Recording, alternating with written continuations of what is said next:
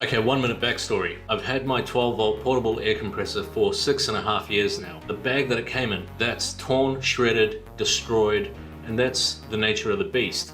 These things are built for people that go off-road, and that means that when it gets used off-road.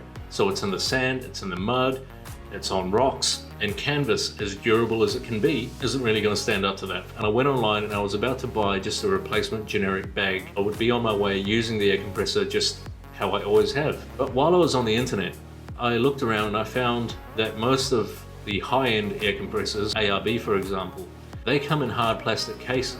The more I thought about it, it made a lot of sense. By having it permanently mounted inside a durable case, the case is what cops the abuse. That's what sits in the sand, that's what gets muddy. So I went to Bunnings, which is the local hardware store here in Australia, and I picked up this toolbox for $25. I did a couple of things that you might want to take into account. I moved the motor side of the air compressor right up against one side of the box, and that's because the hot side, where the piston is, should get as much airflow as possible. A little issue that I came across was by putting that motor right up against one side of the box, that's also the side that the air fitting is on.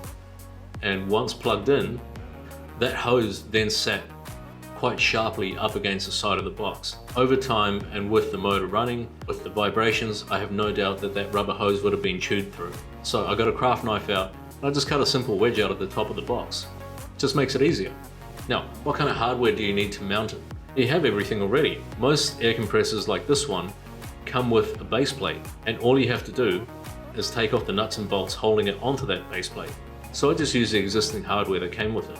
Besides, the air compressor wasn't going to fit with the base plate still attached to it. It would be way too tall for the box. Now the issue that I had after mounting the air compressor was the nuts underneath now scratched up any surface that the box sat on. And this was easily fixed because the base plate that I used already had rubber feet that I could scavenge. The cool thing was, this particular box that I got had this deep channel running lengthwise along the bottom of the box, and the air compressor's width fit perfectly in there, so it dropped it just a little bit more.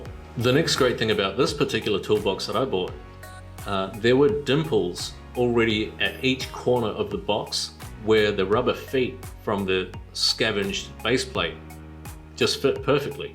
I didn't have to mark out any holes or guesstimate anything. They just went into the original locations. I did use super glue. That's that white residue that you see on the bottom. That's just to make sure that the feet never ever come off if you happen to drag it across carpet or something. So for 25 bucks and about an hour's work, you have something that looks good, it's really purposeful and rewarding, because doing little jobs like this is just fun.